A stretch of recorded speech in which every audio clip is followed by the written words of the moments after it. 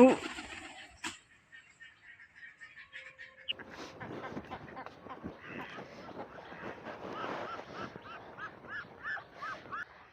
আপনাদেরকে আমার হাঁস দেখিয়েছি, তো দেখুন আমি ঘাটে চলে এসেছি। এই যে দেখুন আমার হাঁসগুলো ছেড়েছে, এই যে পুকুরে চড়ছে। তো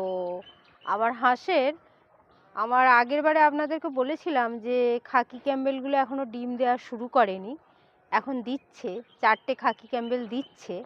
তো যাই হোক, আর খাকি ক্যাম্বেল আর দেশি হাঁসগুলো এখন ডিম দিচ্ছে। তো দেখলাম কয়েকদিন ধরে ডিমের খোসাগুলো উঠে যাচ্ছে, মানে সেই সাদা অংশটা সেই চগলা মেরে উঠে যায় না, সেই চগলা অংশগুলো উঠে যাচ্ছে, মানে ডিমটা অনেকটা নষ্ট হয়ে যাচ্ছে।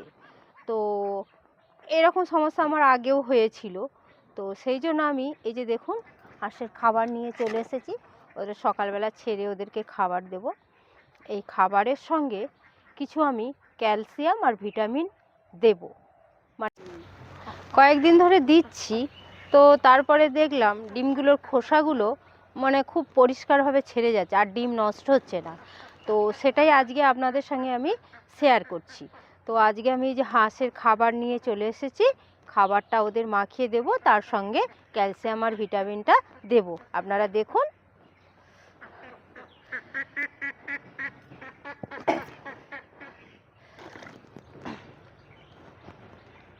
চলে আয়, পরে চড়বি, খাবি আয়।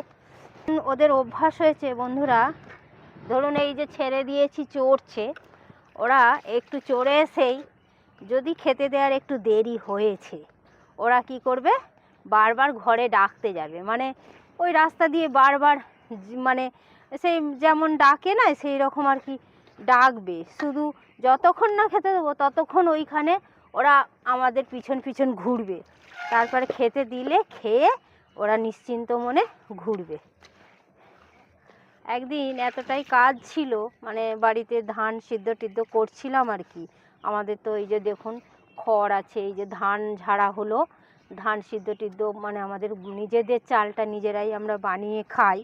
তো একদিন ভোরবেলা উঠে ধান সিদ্ধ করছি, তারপরে কাজের চাপে ওদের খেতে দেওয়াই হয়নি। এবার ওরা কি করছে, বারবার দেখছি শুধু যাচ্ছে পিছন পিছন ঘুরছে, যেটা কোনো দিনই করে না। তারপরে মনে হলো হায়, এদের তো খেতে দেওয়াই হয়নি। মানে ওরা মুখে বলতে পারে না, কিন্তু ওদের এক্সপ্রেশানে এত সুন্দর বুঝিয়ে দেয় যে আমাদের বুঝতে কোনো অসুবিধা হবে না। এই যে দেখুন এবার চড়ে আসছে, এবারে খাবে। তো এবারে আমি ক্যালসিয়াম আর ভিটামিনটা দিয়ে দেব।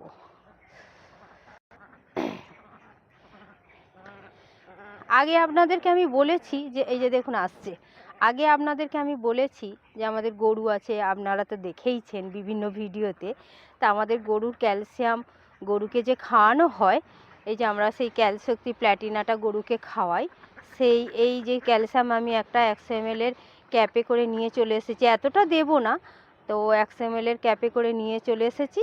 আর ওর সঙ্গে একটু এই যে রিকোভিট ভিটামিনটা খাওয়াবো, তাহলে ওদের উৎপাদন ক্ষমতা, মানে ডিমটা ভালো দেবে, বেশি বেশি করে উৎপাদন ক্ষমতাটা বাড়বে আর কি।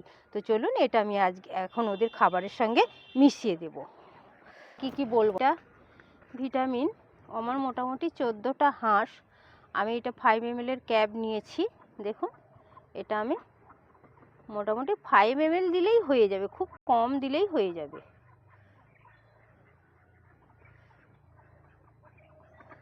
এই যে দেখুন 5 ml নিয়েছি। এগুলো সবই আমি গরুকে খাওয়াই, আপনাদেরকে আগেও আমি বলেছি, শেয়ার করেছি।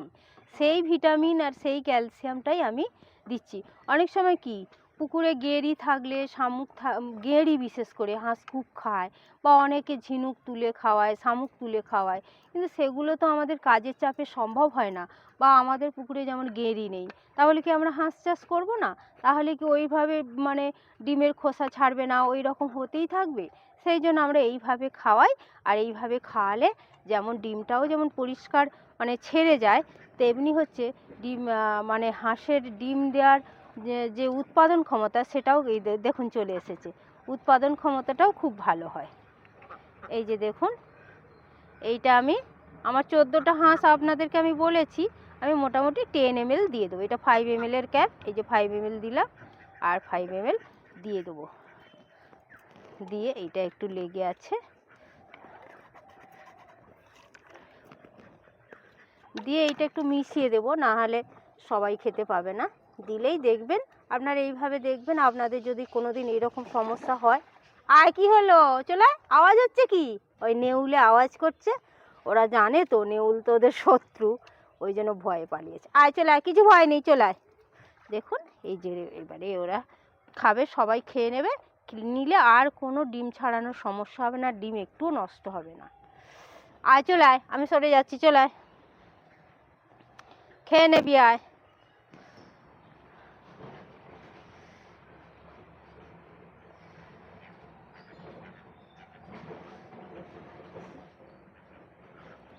ওই যে দেখছেন উঠে এসে খাচ্ছে, খেয়ে নে। কি হলো? ওই যে আসছে সব, এসে এবারে খাবে।